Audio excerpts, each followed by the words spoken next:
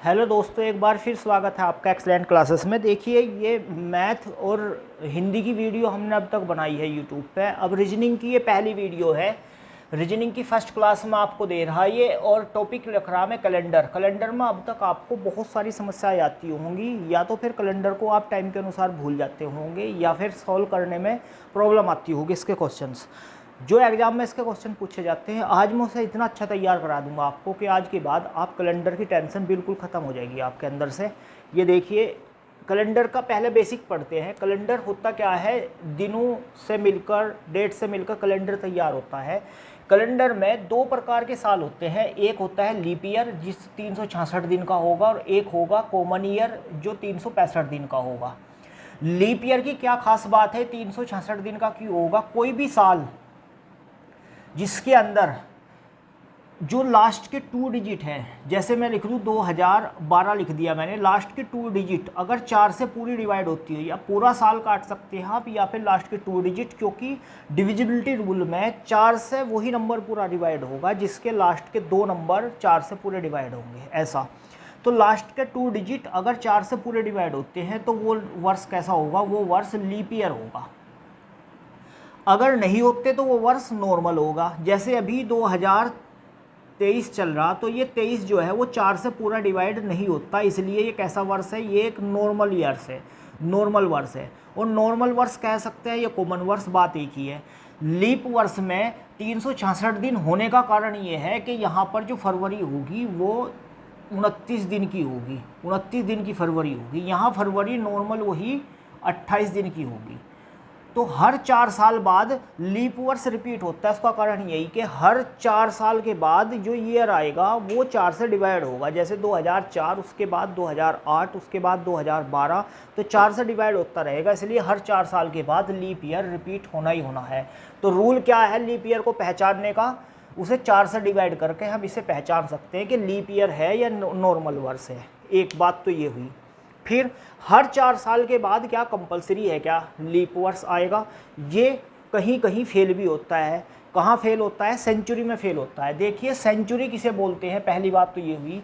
Century, या फिर हिंदी में बोलते हैं इसको शताब्दी। शताब्दी शताब्दी बोलते हैं जैसे पूरा पूरा साल जिसमें लास्ट के 2 डिजिट जिसके 0 हो, या फिर 3 जीरो हो कम से कम, या 2 जीरो हो। जैसे 2000 पूरा पूरा, ये भी सेंचुरी है। 2300 ये भी सेंचुरी है। 2500 ये भी सेंचुरी है। तो सब सेंचुरी है।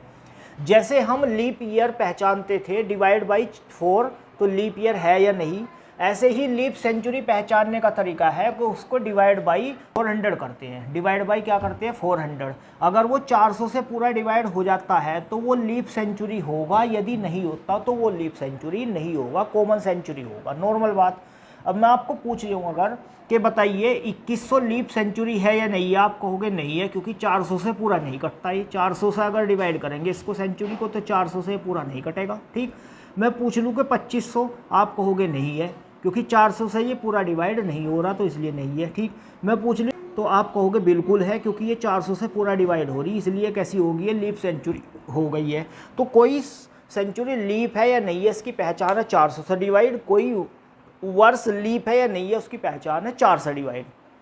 लेकिन ये जो 400 से डिवाइड हर एक सेंचुरी नहीं हो रही। अभी बताया था मैंने कि लीप ईयर हर 4 साल के बाद रिपीट होता है, लेकिन सेंचुरी तो नहीं होती। सपोज मैं ये आपको एक एग्जांपल दे दूं। यहाँ ये मैंने ये रख दिया एग्जांपल।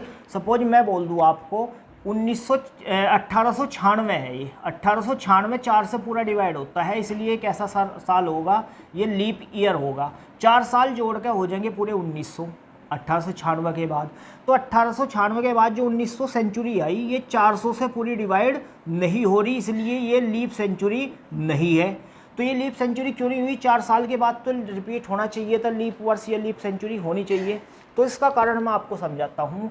एक साल के अंदर एक्चुअल में हम जो पढ़ते हैं 366 365 ये दिन नहीं होते। एक्चुअल में कितने दिन होते हैं? एक साल में होते हैं 365 दिन होंगे, पूरे के पूरे 365 डेज। ठीक। और 5 घंटे और 48 मिनट और 56 सेकंड, इतना पूरा एक साल होता है ये एक्चुअल में। जो हम 365 दिन 5 घंटे इतना मान रहे, तो हम क्या मानते हैं कि 365 दिन का हम साल मान लेते हैं और ये हम छोड़ देते हैं हर साल। तो जब हम छोड़ते हैं तो इसको हम मोटा मोटा सा, देखो 5 घंटे 48 मिनट इतने सेकंड है, इसको हम 6 घंटे मान लेते हैं। इसको 6 घंटे हमने इसको मान लिया। तो अब 6 घंटे मानने के कारण ये हर 4 साल में एक दिन बना देता है पूरा। कैसे भाई, 6 घंटे है ये 6 घंटे हर एक साल 6 घंटे, फिर अगले साल फिर 6 घंटे, अगले साल फिर 6 घंटे, यानी 6 घंटे 6 घंटे 6 घंटे 6 घंटे जब 4 बार होंगे तो 4 साल में एक 24 घंटे कंप्लीट हो जाएंगे, यानी एक दिन बन जाएगा। और जब एक दिन पूरा कंप्लीट हो जाता है, उस एक दिन को हम कहाँ ऐड करते हैं, 366 बना देते हैं, यानी फरवरी 29 की रख देते हैं, जिसे लीप ईयर बोलते हैं। तो हर 4 साल ये घटना जो है वो घटती रहेगी। ठीक, तो नॉर्मल वर्ष और उसके बाद 4 साल बाद लीप वर्ष, हर 4 साल में लीप वर्ष इस कारण बनता है। लेकिन हम ये गलती करते हैं हर बार, 6 घंटे जो लेते हैं हम, 6 घंटे एक्चुअल में है तो नहीं है, तो 5 घंटे 48 मिनट। तो आप ये कह सकते हैं कि जो 5 घंटे 48 मिनट का हम 6 घंटे मान रहे, यानी 11 मिनट 4 सेकंड हर बार हम फालतू ले रहे। कितना ले रहे हम, 11 मिनट 4 सेकंड हर एक बार हम फालतू लेते ही लेते जा रहे हैं। 6 घंटे मान रहे, लेकिन ये 11 मिनट 4 सेकंड तो एक्स्ट्रा ली जा रही है ना। तो ये कहीं ना कहीं जो एक्स्ट्रा ली जा रही, ये हमारे पास कमी होती जा रही इतने टाइम की। ये टाइम कहाँ एडजस्ट होगा, जब 4 साल बाद सेंचुरी आती है, वो लीप ईयर आता है, तो सेंचुरी हर एक 100 साल के बाद सेंचुरी आती है एक, जैसे 100, 200, 300, 400। लेकिन ये जो है हर 100 साल के बाद जो सेंचुरी आती है उसे लीप नहीं होने देता। इसका कारण यही है, क्यों, क्योंकि जैसे एक 2400 आया तो 2400 एक सेंचुरी है, आपने कहा है सेंचुरी है, 400 से पूरा कटता है, लेकिन 2500 तो सेंचुरी नहीं है ना। ठीक, जबकि 2400 जब 96 आया था, 2496 के बाद जब 2500 आया तो 4 साल बाद सेंचुरी होनी चाहिए, लीप होनी चाहिए। और क्योंकि लीप ईयर 4 साल के बाद आता है, लेकिन यहाँ लीप ईयर नहीं बन रहा है। क्यों नहीं बन रहा, क्योंकि इस लीप सेंचुरी में ये जो टाइम हमने ले लिया ये एडजस्ट करना पड़ता है, जो कि दिन नहीं बढ़ने देता। ये टाइम की जो हम फालतू ले रहे, ये एक्स्ट्रा जो ले रहे, इस एक्स्ट्रा को कहीं ना कहीं एडजस्ट करना, तो ये कहाँ एडजस्ट होता है, ये सेंचुरी में एडजस्ट होता है। ठीक, तो जहाँ सेंचुरी आती है वहाँ हर 4 साल में लीप होगा वर्ष, यानी सेंचुरी को लीप कहेंगे, ऐसा कोई ज़रूरी नहीं है, वो यहाँ टूट जाता है ये सब चीज़। तो ये फिर कैसे होगा, देखिए मैं बताता हूँ।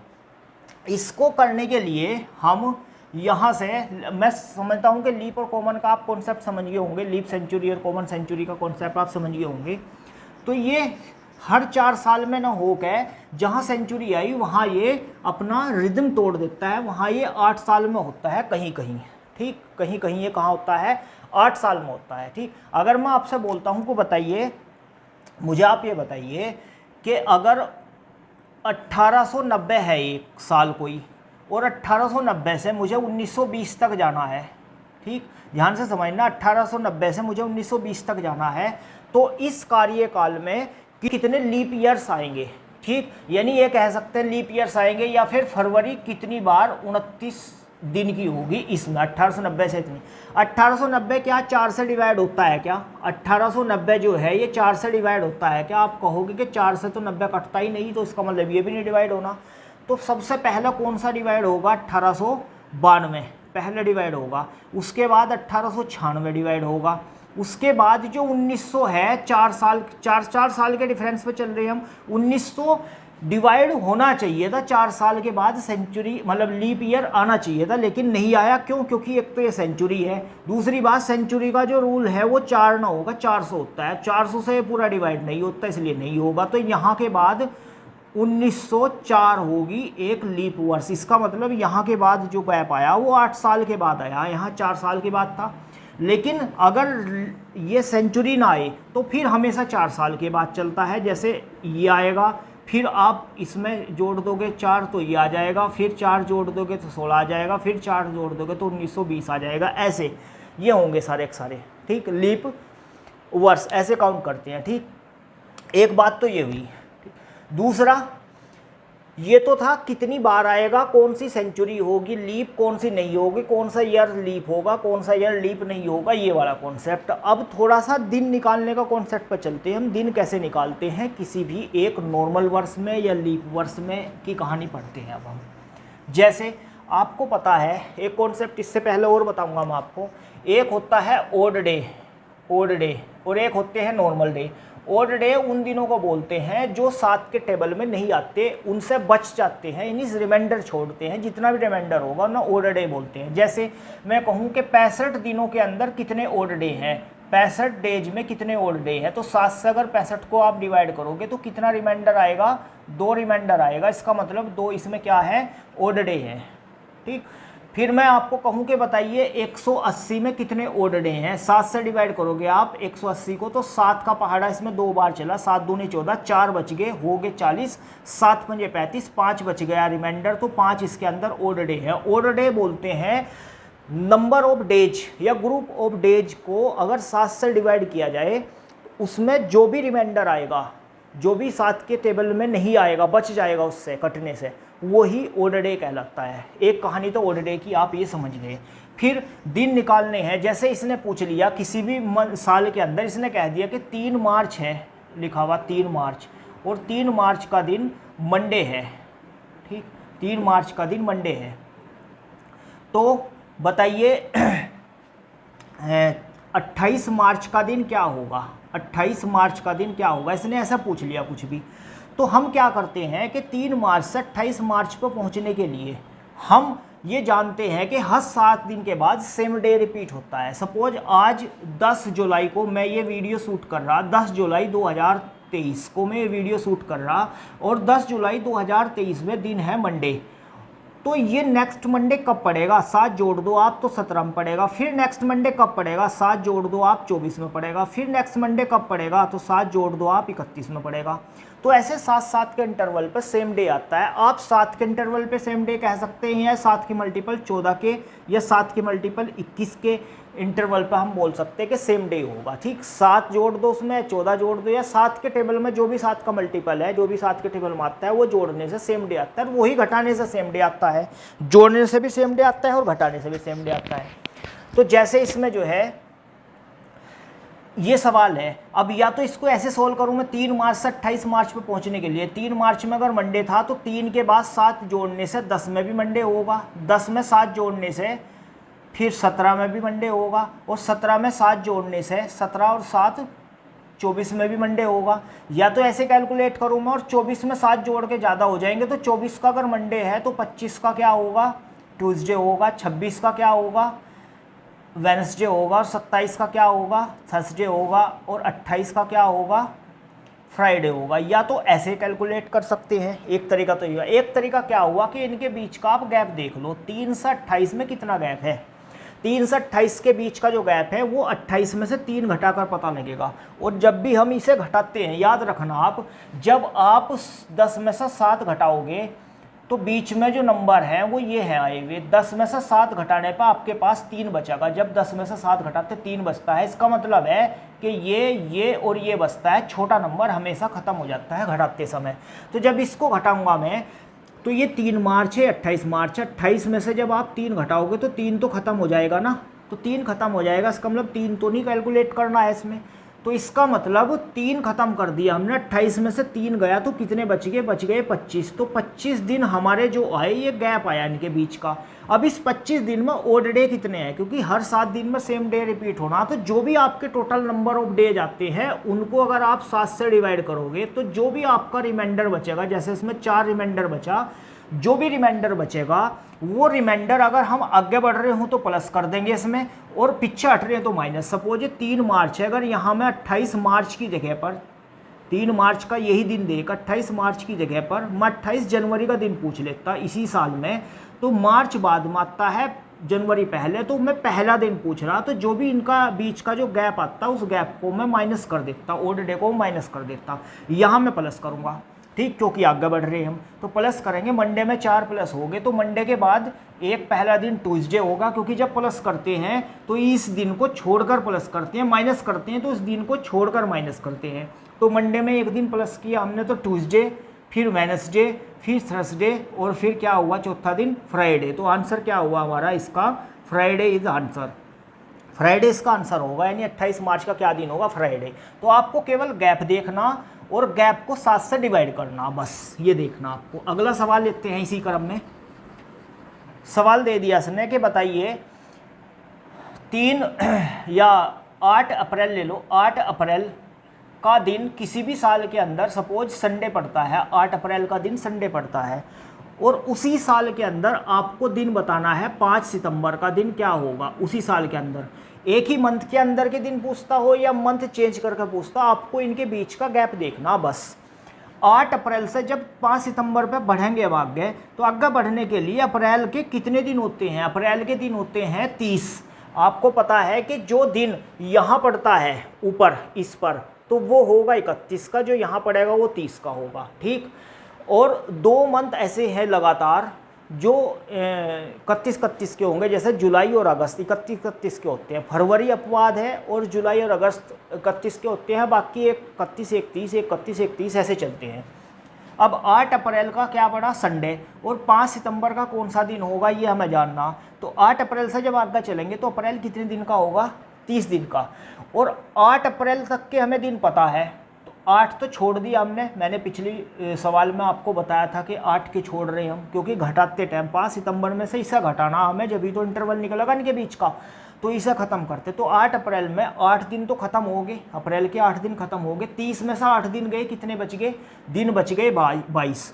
तो अप्रैल के कितने दिन बच गए, 22। अप्रैल के दिन रख दिए मैंने कितने, 22। अप्रैल के बाद कौन सा मंथ आएगा अगला, अप्रैल के बाद आएगा मई। मई कितने की होती है, 31 की। मई के बाद कितना आएगा, जून। जून कितने का होगा, 30 का। जून के बाद क्या आएगा, जुलाई। जुलाई कितने का होगा, 31 का। जुलाई के बाद अगस्त आएगा, वो भी 31 का। अगस्त के बाद सितंबर। सितंबर केवल 5 तारीख तक ही देखना हमें, तो 5 दिन हो गए सितंबर के ये, ठीक। तो मैं लिख देता हूँ यहाँ, ये दिन थे अप्रैल के, ये मई के, ये जून के, ये जुलाई के, और ये अगस्त के, और ये सितंबर के बचे हुए दिन हैं। 5 ही दिन लेने केवल हमें, क्योंकि यहाँ से आ रहे हैं तो सितंबर पर 5 तक रुक जाएंगे पीछे से आते हुए हम, तो 5 सितंबर तक लेना हमें। अब आप या तो इनको सबको जोड़ कर ओड डे निकाल दो 7 से डिवाइड करके, या यहीं कहीं भी कर सकते हैं। जैसे 22 दिन है, 22 को अगर हम डिवाइड करेंगे तो एक ही तो रिमाइंडर बचेगा, यानी ओड डे एक ही बचेगा, 21 तो कट जाएगा 7 से। यहाँ भी ये भी कट जाएगा तो 3 ही बचेंगे, ये भी कट जाएगा, 28 खत्म हो जाएगा, इसमें से 2 बच गया। यहाँ से भी 28 खत्म हो जाएगा, 3 बच जाएगा। यहाँ से भी खत्म हो जाएगा, 3 बच जाएगा। और यहाँ तो ये 5 ही है। फिर इन्हें सबको जोड़ के तो 7 से डिवाइड कर दो, या यहाँ भी खत्म कर लो। 5 और 2 7 हो जाएंगे, ये भी खत्म हो गया। 3 और 3 6 और 1 7 हो जाएंगे, ये भी खत्म हो गया। जहाँ भी 7 पेयर बन रहा है या 7 का मल्टीपल 14 बन रहा है या 21 बन रहा है, वो खत्म हो जाएगा। तो केवल बच कितना गया, 3। यहाँ अप्रैल था, यहाँ सितंबर का दिन पूछ रहा, आगे बढ़ रहे, तो जो बचा हुआ वो ओड डे इसमें प्लस करेंगे, क्योंकि आगे बढ़ने के लिए प्लस करते हैं, पीछे हटने के लिए माइनस करते हैं। संडे में अगर हम 3 प्लस करेंगे तो संडे के बाद एक दिन होगा मंडे, मंडे के बाद एक दिन होगा ट्यूसडे, ट्यूसडे के बाद एक दिन होगा वेडनेसडे। तो आंसर सही क्या होगा इसका, वेडनेसडे इज करेक्ट आंसर हो गया, ठीक। तो साल के अंदर किसी भी दिन से किसी भी दिन पर पहुंचना हो, किसी भी तारीख पर किसी भी मंथ पर पहुंचना हो, तो आप ऐसे इसमें कर सकते हैं इसको। अगले सवाल पाते हैं हम अपने। सपोज मैंने एक सवाल लिया, मैं पूछता हूँ कि 8 अगस्त, ये ले लिया मैंने साल, 8 अगस्त का 2012 ले लिया। 8 अगस्त 2012 का दिन मंडे था यहाँ, और फिर मेरे से पूछ लिया गया कि बताइए 3 मार्च 2012 का दिन क्या होगा। सेम मंथ तो साल तो सेम है, ये कोई फ़र्क नहीं पड़ रहा। अगस्त का दिन दे रखा, मार्च का दिन पूछ रहा, यानी हमें पीछे हट के दिन बताना, पीछे हटना, ठीक। पहला दिन पूछ रहा, आगे का दिन पूछता तो प्लस करते हैं ओड डे को, अगर पहला दिन पूछता है तो माइनस करते हैं ओड डे में, ओड डे को इसमें से, ठीक। तो 8 अगस्त का दिन दे रखा और 3 मार्च का दिन पूछ रखा, ठीक। अब एक इस पर देख लो, आप कॉन्सेप्ट देख लो। मैं आपको कहूँ कि 10 और एक है यहाँ 3, इनका गैप देखना, तो आपकी मर्जी है, आप 10 में से 3 घटाओ, या फिर आप 3 से 10 तक पहुँच जाओ 7 जोड़ के, ठीक। तो यहाँ तो घटा का आसान है, इनके बीच का गैप देखना। लेकिन जब हमें दिन ओड देखने हो कितने हैं, दिनों का गैप देखना हो कितना हो, तो छोटे से बड़े की तरफ जाना आसान होता है। बात वही, आप इधर से आओ छोटे से बड़े की तरफ, बड़े से छोटे की तरफ आओ, फर्क कुछ नहीं पड़ना, बीच का जो इंटरवल है वो तो सेम ही आना। इसलिए मैं ये सजेस्ट करूँगा कि आप छोटे से बड़े की तरफ के दिन देखा करो, ठीक। छोटे से बड़े, तो छोटे से बड़े यानी जब हम बड़े से छोटे को घटाते हैं तो छोटा तो खत्म हो जाता है। 10 में से 7 घटाया तो 7 तो खत्म होगा, छोटा खत्म होगा, इसका मतलब 3 तो खत्म हो गए दिन। जब हम अगस्त से सितंबर पर आए थे तो अगस्त से सितंबर पर आने के लिए, मार्च पर आए थे तो अगस्त से मार्च पर आने के लिए हम पहले चले थे कितने अगस्त के दिन चले होंगे, फिर अगस्त से फिर घूम के जुलाई पाए होंगे, जुलाई से फिर जून पाए होंगे, जून से फिर मई पाए होंगे, और मई से फिर अप्रैल पाए होंगे, अप्रैल से फिर मार्च पाए होंगे। ऐसा तो आप क्यों ना ऐसा करो, आप मार्च से अगस्त पे पहुंच जाओ, ऐसा कर लो। तो देखते हैं इसका, या आप इधर से इधर चल दो, आपकी मर्जी, कैसा भी कर सकते हैं, ठीक। सपोज मैं इधर छोटे से बड़े की तरफ जा रहा, तो मार्च से जब हम अप्रैल पे आए होंगे तो मार्च तो क्रॉस करके आए होंगे, पूरा 3 दिन चले हुए थे मार्च के, तो 3 दिन खत्म करके पूरे 28 दिन कवर करके आए थे मार्च के। हम मार्च के पूरे के 28 दिन कवर करके तब अप्रैल में एंटर हुए थे हम।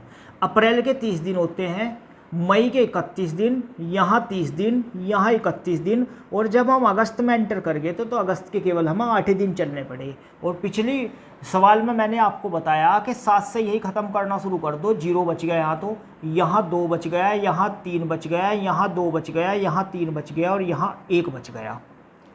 3 और 3 6 और 1 7 खत्म हो गया, 2 और 2 4 बच गया।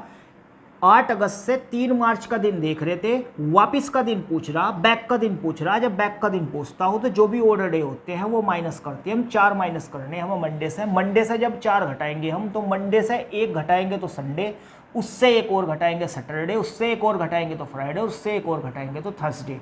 तो आंसर होगा इसका थर्सडे इज करेक्ट आंसर। तो उम्मीद करता हूँ आपको ये एक ही साल के अंदर के दिन निकालने सीख गए होंगे। अब इसके बाद अगले इसके कॉन्सेप्ट पे चलते हैं। आप वीडियो को पॉज कर करके देखें, जहाँ समझ ना आ रहा होगा वहाँ आपको बिल्कुल क्लियर हो जाएगा। मैं बिल्कुल इजी मेथड से, इजी वे में, बिल्कुल सिंपल लैंग्वेज में आपको ये कैलेंडर समझा रहा हूँ। अब जैसे ये पूछता है कि बताइए अगर कोई ऐसा सवाल हो कि जिसमें दिन जो है हमें एक ही साल के अंदर ना देकर साल भी क्रॉस कराए, ठीक। ये तो एक ही साल के एग्जाम्पल दे रहा था मैं, साल भी क्रॉस कराए। सपोज इसने कह दिया कि 8 मार्च 2012 का दिन सपोज मंडे कह दिया इसने, ये कह दिया मंडे है, और इसने कह दिया कि हमें दिन चाहिए 5 सितंबर 2023 का दिन देख रहा है, ये क्या होगा, ठीक। ये पूछ लिया इसने। तो 8 मार्च 2012 से 5 सितंबर 2023 पर जाना हमें, तो इसको तो अलग देखते हैं, दिनों को तो अलग कैलकुलेट करते हैं और साल को अलग कैलकुलेट करते हैं हम। अब इसके लिए कॉन्सेप्ट और देख लो आप। एक साल होता है नॉर्मल 365 दिन का होगा, जिसको 7 से डिवाइड करेंगे तो जो ओड डे होंगे यानी रिमाइंडर होगा वो 1 बचेगा इसमें, रिमाइंडर 1, क्योंकि 7 से 365 पूरा 364 कट जाएगा, 1 रिमाइंडर बच जाएगा। और अगर हम 366 दिन ले लें और उसे 7 से डिवाइड करें तो रिमाइंडर कितना बचेगा, 2 बचेगा, रिमाइंडर 2 बचेगा इसमें रिमाइंडर 7 से डिवाइड करने पे। यानी किसी भी नॉर्मल वर्ष में ओड डे की संख्या 1 होती है और लीप वर्ष में ओड डे की संख्या 2 होती है। अब इसमें देखते हैं, जैसे इसमें दिया इसने कि 2012 से 2023 तक जाना हमें, तो 12 से 23 पर पहुंचने के लिए हम आगे बढ़ रहे, तो 12 से 23 पहुंचने के लिए 12 और 23 का इंटरवल गैप कितना है, तो 23 से हमने 12 घटाए तो कितने बचे, 23 से 12 घटाने पर 11 बच गए, तो 11 साल का गैप आया। इसका मतलब मैंने बताया नॉर्मल वर्ष में 1 दिन बढ़ना, लीप में 2 दिन बढ़ने, तो एक तो सब में ही बढ़ने, वो नॉर्मल हो या लीप हो, एक तो सब में बढ़ना, तो इसलिए मैंने 11 दिन बढ़ा दिए, जो भी इनका गैप था वो मैंने बढ़ा दिया, ठीक। 11 दिन प्लस लीप वर्ष में 2 बढ़ने थे, मैं ऑलरेडी 1 बढ़ा चुका लीप वर्ष के भी नाम का इसमें, तो जितने भी लीप हैं उनके नाम का 1 और बढ़ा देंगे, तो लीप कितने हैं ये देख लेंगे आप। ये बताइए 2012 लीप है या नहीं है।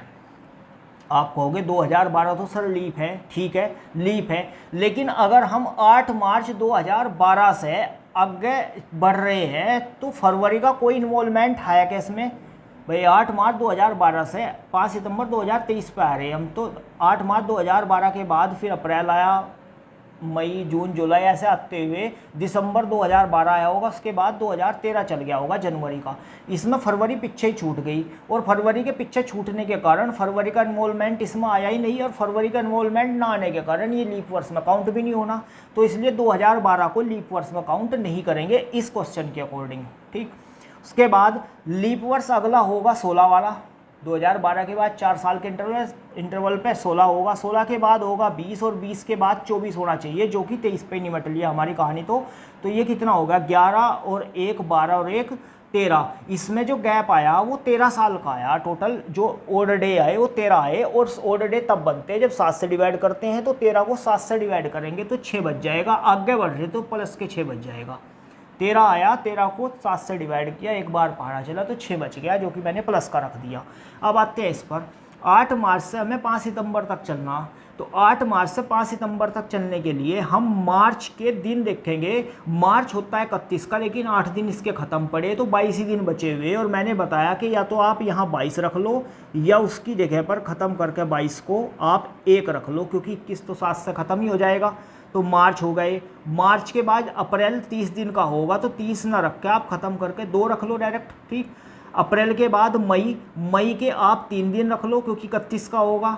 मई, जून, जून के 2 दिन, जुलाई 3 दिन, अगस्त 3 दिन, और सितंबर के, अगस्त के बाद सितंबर, सितंबर के केवल 5 दिन रखने हैं हमें। तो मैंने 5 दिन रख लिया, क्योंकि 5 सितंबर तक ही चलना हमें। तो 5 और 2 7 खत्म हो गए, 3 और 3 6 और 1 7 खत्म हो गए, 3 और 2 5 बच गए। ये 3 और 2 5 बच गए, प्लस के बचेंगे क्योंकि आगे बढ़ रहे थे इसमें भी। तो टोटल दिन 5 यहाँ आए थे ओड डे, और ओड डे 6 यहाँ आए। तो 5 और 6 11 ओड डे हो गए। 11 को जब 7 से ख़त्म करेंगे तो 4 ओड डे बच जाएंगे, 6 ये 5 ये, तो दोनों प्लस के हैं, इसलिए 11 ओड डे हो गए। और 11 को जब 7 से ख़त्म करेंगे तो कितने ओड डे बच जाएंगे, 4 ओड डे बच गए। और 4 ओड डे जिसमें प्लस करेंगे हम, तो मंडे में 4 प्लस करने से ट्यूसडे, वेडनेसडे, थर्सडे और फ्राइडे ये हो जाएगा। तो इसका आंसर क्या होगा भाई, फ्राइडे इज़ करेक्ट आंसर। इसके सवाल का आंसर क्या हुआ, फ्राइडे।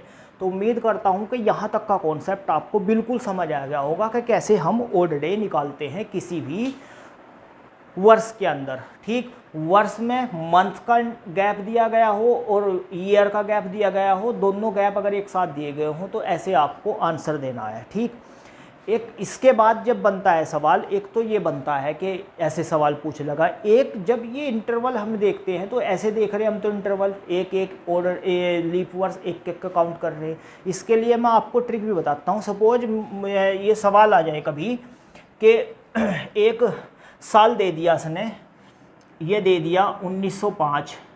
ठीक, इसका कोई दिन दे दिया इसने, सपोज मैं पूरा एग्जांपल ले लेता हूँ।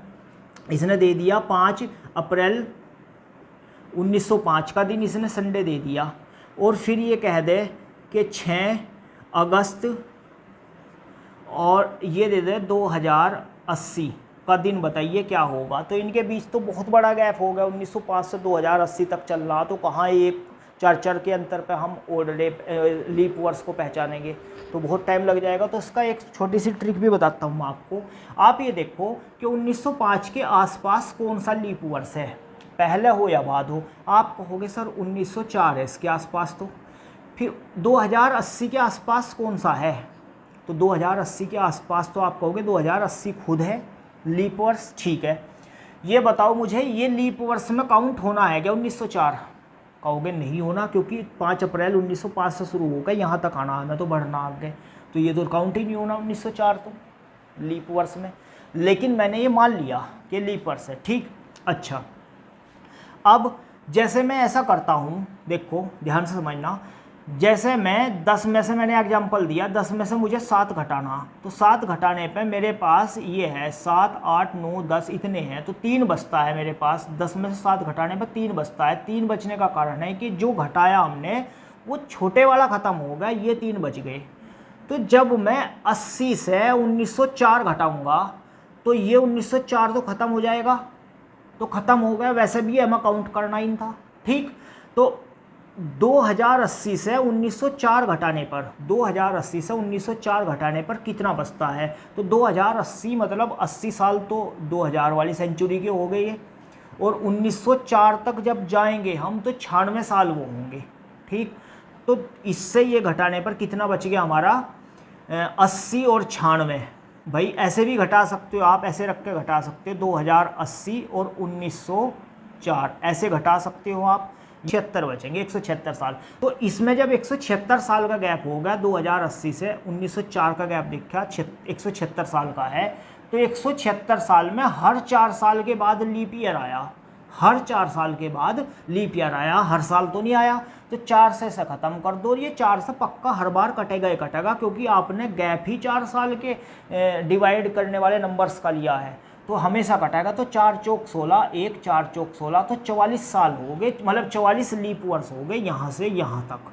ठीक, 44 लीप वर्ष बैठेंगे, तो 44 लीप वर्ष इसमें बैठेंगे। एक तो कहानी ये समझ आ गई हमें, हमने ये भी काउंट कर लिया लीप वर्ष में 44 लीप वर्ष। और फिर मैंने बताया अगर इसका गैप देखना हो तो 80 में से 1905 इसका 176 साल गैप आया था इनका, तो 176 का तो इसमें वैसे ही गैप बैठ जाना, प्लस 44 हो जाएंगे लीप वर्ष इसमें। तो 176 और 44 आप ऐड कर दोगे, जब ऐड करोगे या तो ऐड करके 7 से डिवाइड कर दो, तब यहाँ लीप वर्ष वो ओड डे बच जाएंगे, या दूसरा तरीका है इसको अलग ख़त्म कर दो, 7 से 2 रिमाइंडर आ गया और इसे 7 से अलग ख़त्म कर दो, 7 दूनी 14 बच गए 3 हो गए 36, और 7 पंजे 35, एक यहाँ बच गया, 2 और 1 3 बच गए, केवल 3 जो है वो ओड डे आए यहाँ निकल के। 5 अप्रैल से 6 अगस्त तक जाना हमें, अप्रैल होता है 30 का, 5 दिन खत्म हो गए तो 25 बचे अप्रैल के दिन। अप्रैल के बाद आता है मई, मई के 3 दिन हो जाएंगे, क्योंकि मई कितने का होगा?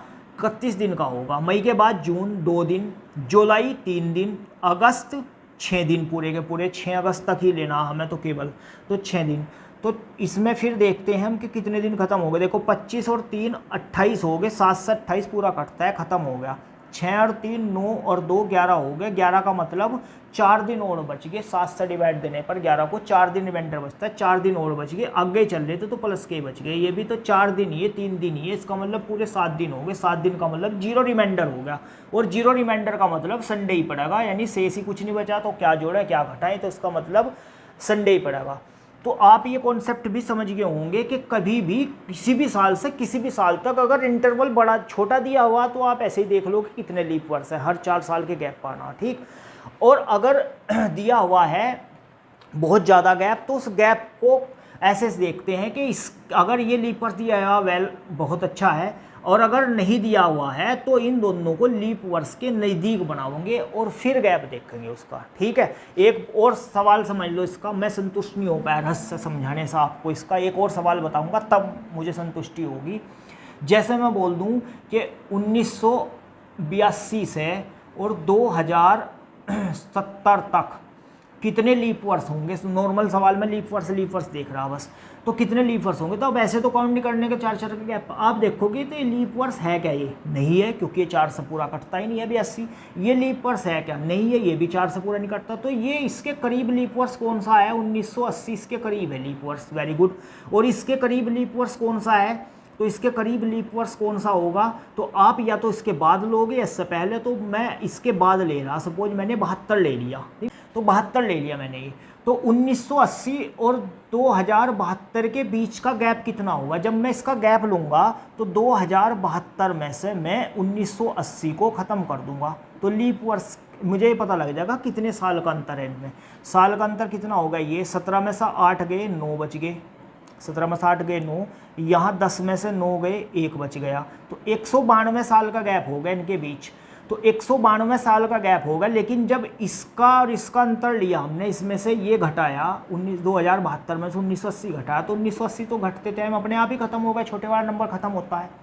और वैसे भी ये कैलकुलेट करना था 1980, हमें तो 82 से शुरू करना था, इसका मतलब खत्म हो गए, इसकी ज़रूरत भी नहीं थी और ख़त्म भी हो गए। ठीक है, अब बच क्या गया? इस जो हमें अंतर पता लगा 1972, तो हमें लेना नहीं था, मैं तो 2070 तक ही लेना था, 2072 तो हमें लेना ही नहीं था। ठीक, तो हमने इसका मतलब ये 2072 भी फालतू ही लिया है, जो कि इस 192 के अंदर है, इसमें से इसे घटाया मैंने, तो ये तो ख़त्म हो गया, ये तो बच गया इसमें, ठीक, 10 में से 7 घटाया, 10 तो बच गया, बड़ा तो बच गया, तो ये बच गया। इसका मतलब 192, इनका गैप जरूर है लेकिन 192 में ये काउंट नहीं करना। तो आप इसको 4 से डिवाइड कर दो, 4 चौक 16, 3 4 8 32, ये 48 होगा, जिसमें एक फालतू लिया हुआ, ये खत्म कर देंगे क्योंकि ये लेना नहीं था, 70 तक ही लेना था हमें। तो 47 लीप वर्ष होंगे इसके अंदर। ठीक, तो लीप वर्ष समझ के होंगे। अगर बड़ा गैप दे दिया तो आप आसपास के वर्ष लेकर लीप वर्ष निकाल लोगे, अगर गैप छोटा है तो फिर 4-4 के डिफरेंस पर आप निकाल ही लोगे। लेकिन 4-4 के डिफरेंस पे एक ध्यान रखना, एक गलती मत करना, जब यहाँ सेंचुरी क्रॉस होती हो तो 4-4 के गैप पे लीप वर्ष होता है, ये सीक्वेंस टूट जाता है। किस कारण टूटता है मैंने आपको वीडियो में पीछे बताया है ये चीज़, कि लीप सेंचुरी, हर सेंचुरी लीप नहीं होती, 4 से जरूर कटती है लेकिन 400 से नहीं कटती हर सेंचुरी। तो जो 400 से नहीं कटती है उसको आप लीप में काउंट मत करना सेंचुरी को। ठीक है, तो यहाँ तक का कॉन्सेप्ट आपको समझ आ गया होगा। वीडियो ज़्यादा लंबी हो जाएगी, अदरवाइज मन तो ऐसा कर रहा कि पूरे को ही टॉपिक को ख़त्म कर दूँ, कैलेंडर को ले। उम्मीद करता हूँ कि आपको ये वीडियो पसंद आई होगी, कॉन्सेप्ट भी आपको क्लियर हुआ होगा लीप वर्ष और सेंचुरी वर्ष का और दिन निकालने वाला। ठीक है, चैनल को भाई सब्सक्राइब करें, वीडियो को शेयर करें ज़्यादा से ज़्यादा। चैनल में सब्सक्राइब भी अपने दोस्तों से कराऊंगा, इधर से कराऊंगा, अच्छा कंटेंट लाऊंगा। वीडियो देखने के लिए आपका बहुत बहुत धन्यवाद। नमस्कार।